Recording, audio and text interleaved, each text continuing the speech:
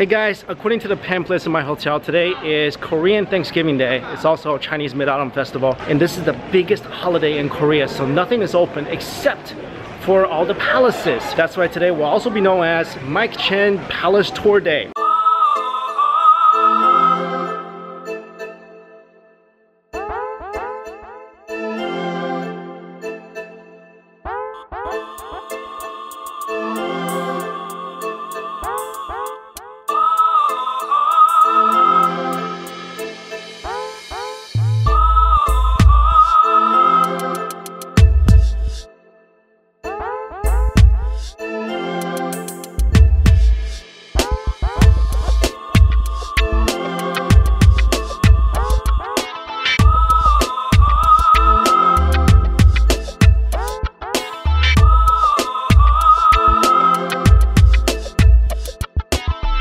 Our changing ceremony will take place at 10 o'clock.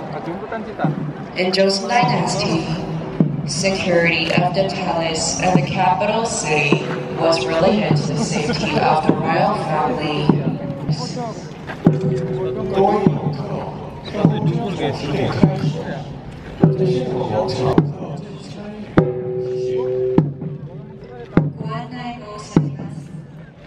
Ladies and gentlemen, to enjoy this ceremony, please stand now in the line or in the center pathway.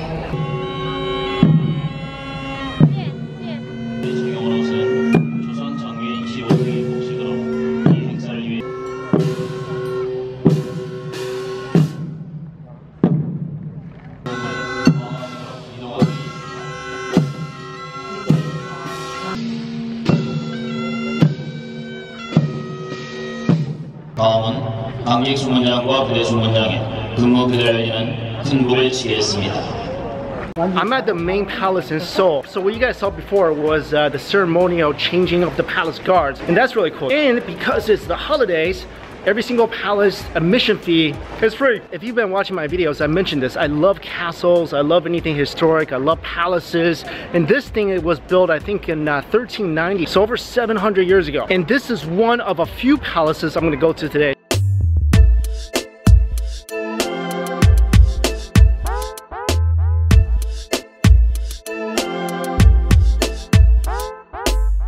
This looks like the main throne room.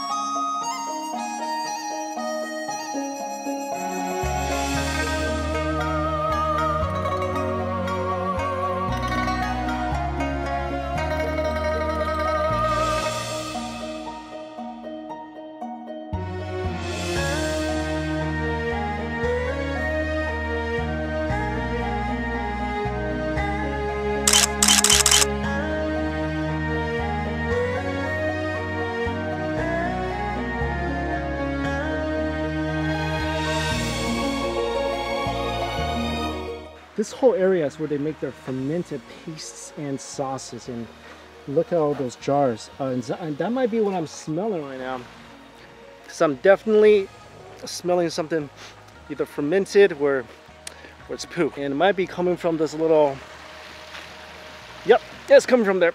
Oh, it stinks. That's bathroom. It smells like bathroom.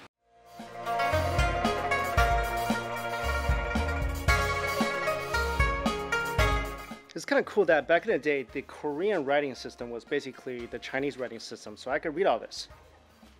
It says by Xiangmen, or 100 fortune door.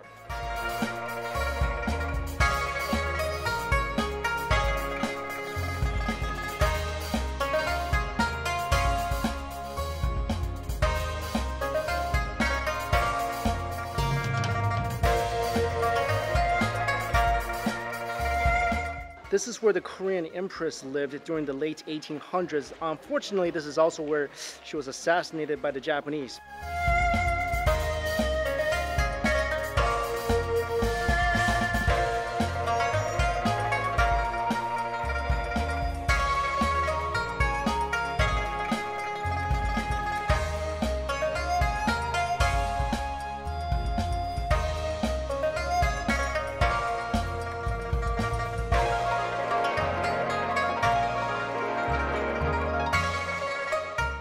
This is actually what locks looked like back in the day.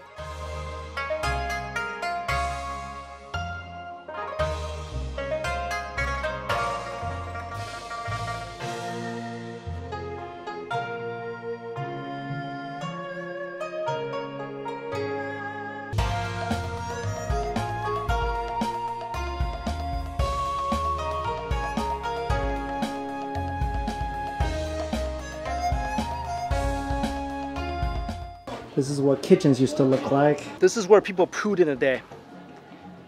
You gotta work on your squat, otherwise you can't poop. Firewood, fermented sauce. I'm thinking this is where kimchi gets made as well.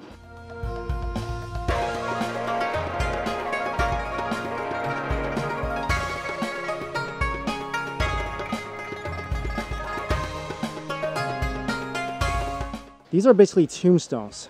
I don't know if there's actually people buried here, but these are what some people's tombstones look like back in the day. And this is actual tomb right here. But it's open, so where did he go?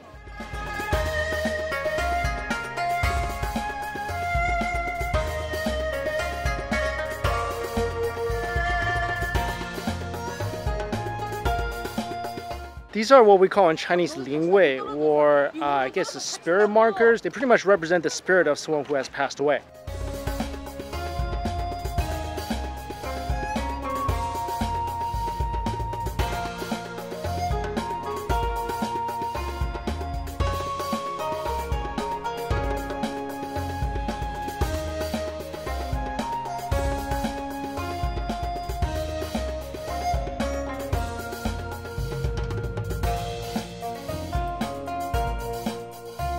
Well, that's it for my tour of Gyeongbokgung Palace, and that was awesome.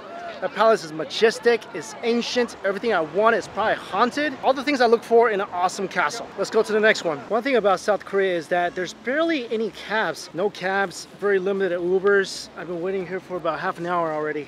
I'm at palace number 2, and this is called Gyeonghuigung, created in 1617. Let's go check it out.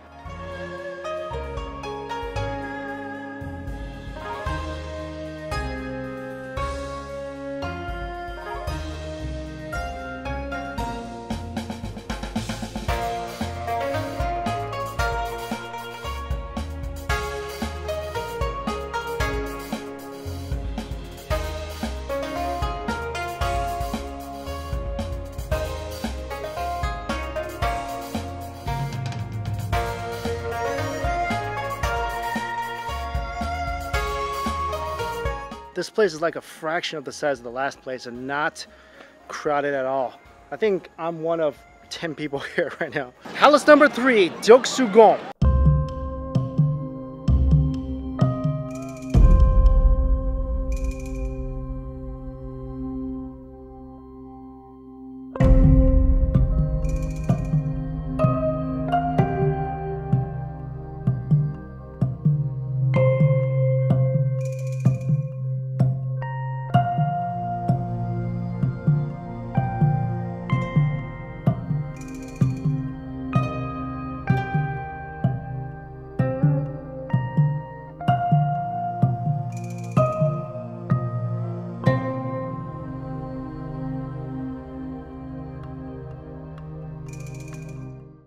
This is actually where they put coal or wood, whatever they want to burn, so that this house has heat. This place wasn't that big either, so I think I saw everything I want to see.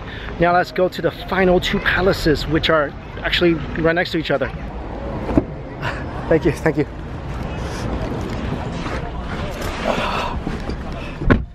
Nice car, we have 0 communication.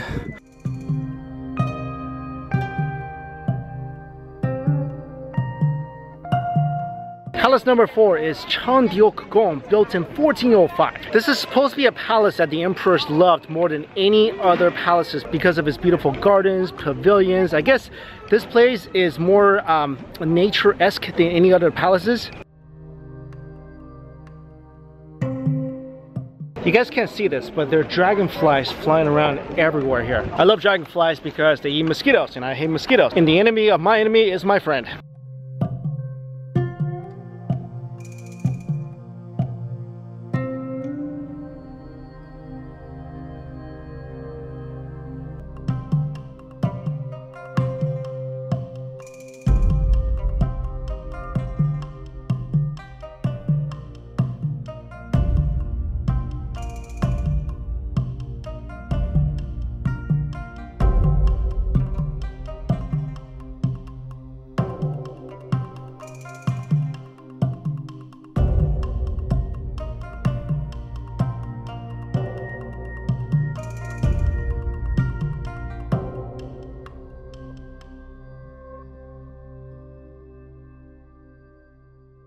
I know it's got nothing to do with the palace or anything, but I saw a little purple butterfly and a little purple flower, so I just spent like 5 minutes taking close-up pictures of that. Take a look.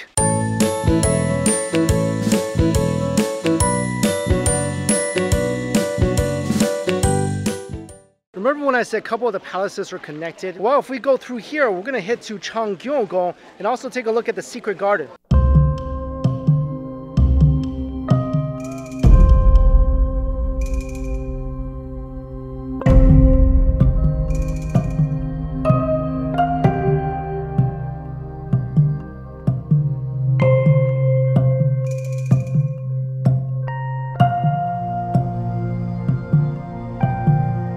I just want to note how awesome this view is. You get to see all the rooftops of the palace, and if you look over yonder, you see modern buildings and whatnot. So this is like an ancient oasis situated inside of Seoul.